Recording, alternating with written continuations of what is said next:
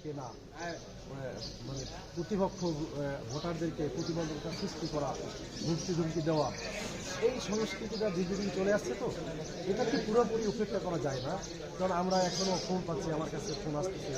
গতকালকে আমাদের 58 নম্বর ওয়ার্ডে আমাদের একটা অফিস, সেই অফিসের বিএনপির কিছু লোক, আমি শুনলাম যে 60-70 জন লোক যে আসে অফিস ঘেরাও করছে। এর কী মানি আছে আমি বুঝি না। আমাদের এখানে 2-4 জন লোক থাকে আমাদের অফিসে, সেখানে যে তারা ঘেরাও করছে। পরিশেষে আইন শৃঙ্খলা বাহিনী যাওয়ার পরে তাদের রেজাল্ট শুনব। এই ধরনের যে আতঙ্ক, এর মাধ্যমে কী হয়, ভোটারদের ভিতরে আতঙ্ক সৃষ্টি হয়। তা আতঙ্ক সৃষ্টি করার মানিটা কি, এটা আমাদের বুঝে আসে না।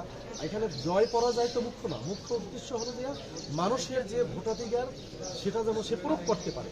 আমাদের যে বিপ্লবের যে মানে ছিল 2025-এর বিপ্লব, সে বিপ্লবটা কেন হয়েছে সেটাকে ধারণ করে রাজনীতিবিদরা এগিয়ে যাবে, এটাই আমাদের প্রত্যাশা। কিন্তু আমরা গতকাল ঢাকা চাইরি কিছু ঘটনা আমি শুনেছি, যেটা গতকালকে ঠিকই করার চেষ্টা করা হয়েছে।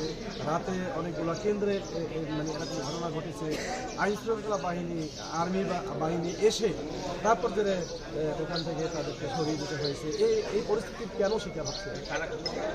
এগুলো করছে ওখানে যাদেরকে চেনা, মানে পরিচিত যারা আছে তার ভিতরে কিছু সংখ্যক তো মনে হয় দেখা গেছে যে একটা রাজনৈতিক দল, আর সর্বসাধারণকে তার চেনা যায় না।